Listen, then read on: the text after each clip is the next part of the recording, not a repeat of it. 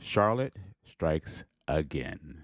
Hi, my name is Darren. I'm a dad, airline pilot, driver of electric cars, and this is how Charlotte destroyed what was supposed to be a very easy 2 day trip, but it became a 2 day trip with a twist.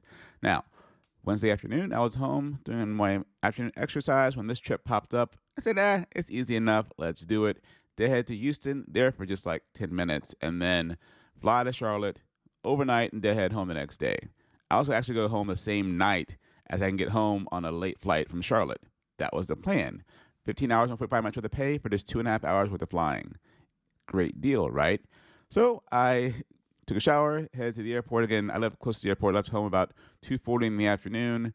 I had a 3:58 sign-in time. Plenty of time, right? I don't like to rush. Went to the crappy employee parking lot full of potholes and divots. Parked my car and got on this noisy employee bus. Take a listen. Think about the best for DFW Airport employees. I parked in the north lot. I can take the bus to A, B, or D. I was leaving from Terminal C, but I parked in A, got some free coffee. I joined Panera's Club a while ago. It's like a free promotion for like 5 months. Free Panera coffee, not as good as Starbucks, but the price is right. Head down to Houston. On the way down there, it was an Airbus 320. Got a nice window seat. I think it was an exit row seat as well. And on the way down there, we were landing, I think, on 8 right. And next to us was a Southwest 737 doing a parallel landing on 8 left. I was on the right side of the airplane, so I had to use Flight Radar 24 to see it. I couldn't see it at my window. We parked right next to the Airbus 321 I'd be taking to Charlotte. Again, the boarding had already started when I'm already on this plane. The original FO was reassigned to fly back to Phoenix. I don't have all the details, but I did meet a nice gate agent who happened to know who I was. She's like, I thought I'd never meet you. I went, oh, you know who I am? She said, yeah, TikTok. The captain was awesome. Phoenix-based captain. He had done everything for me. I sat down, took my seat. I looked at the logbook, did a briefing. He's supposed to fly to Chicago later on. So I said, you know what? I'll fly to Charlotte. One leg for me, right? Very standard departure out of Houston. We took off from runway 9, which I haven't used before, but we had winds gusting out of the northeast, and they didn't like using runway 33 there because of, anyway. Nice departure, headed to Charlotte around the storm, and then right here is when I got a reassignment printing out of the printer. My airline can reassign me in the air. It's legal and contractual. They added flying to my schedule. I was not going to fly to Norfolk, overnight there, and then head home the next day. With the new contract, I get extra pay. If this was a month ago, I would have gotten nothing extra for this flying. I made a great landing on runway 36 left. Then I called the wife and said, hey, I'm not going to be home tonight. She's like, why? I said, well, I got extra flying. Not that big of a deal, right? I didn't have to be home. It was my day off anyway, but it was just a little kink in the schedule because she had something to do the next night at 6 in the evening. I grabbed some dinner and headed to the Airbus 320 to head over to Norfolk. The captain I was flying with, I just flown in from Phoenix, new Airbus captain, previous Airbus FO, but he was most previously a 5-year FO on the 787. He said, you know, Darren, I'll do the walk around if you want to fly. I'm like, it's raining. Do the walk around.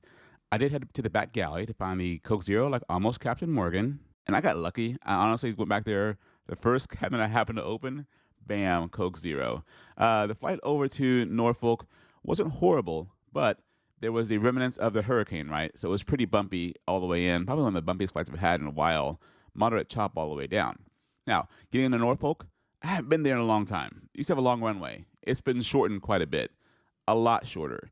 And so we're landing on runway 5, right into the wind. But if you look at the landing distance available, it is not the 9,000 feet you see on the runway chart. Instead, it's only 5,800 feet. Not really that long of a runway for a mainline aircraft. According to the chart, I needed 5,000 feet of pavement. That includes a little bit of a fudge factor, meaning I have 800 feet extra.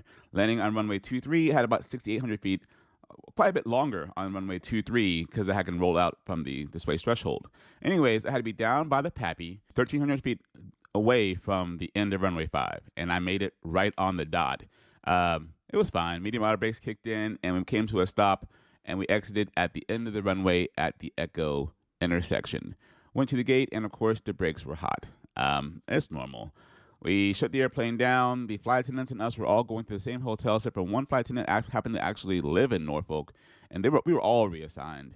None of us were supposed to be in Norfolk for the night. But we shut the airplane down and headed to the hotel, and now my new plan was to take the first flight out in the morning. I had no reason to stay in Norfolk. There's nothing here for me. And unfortunately, we weren't at an airport hotel. It is what it is. Okay, but I haven't been here in 7 years. Last time I was here, in fact, I went to my last job fair to get this job.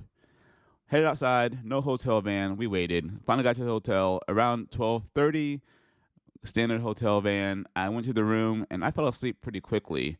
I woke up at 4:55 the next day to head downstairs for a 5:20 van to ride with the flight crew who's operating the 6:49 flight, I guess, back to Dallas.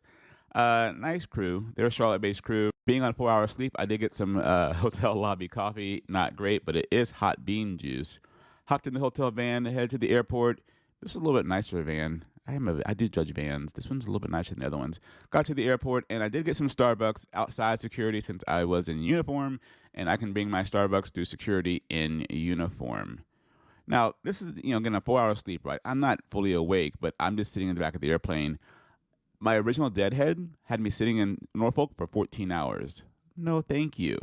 Hopped in a nice exit row seat, slept on the way to Dallas, and then I woke up to us going around. I'm like, why are we going around on clear day? Apparently, they were a little bit unstable, a little bit high. So they had to do a simple go around, so right over the airport, back into the gate, and I got home about 9:45 in the morning. Now, if you are offended by pay, stop watching here. With our new work rules and the pay compensation, I was away from home for about 19 hours. I flew about 3 hours, 15 minutes. I was paid about $3,709.75 plus per diem. It's not an exact number. I had to figure out the exact reassignment calculation, but this is why I do what I do. It's an easy money. I can pay all my bills working one night. Have a great day, and thank you for stopping by.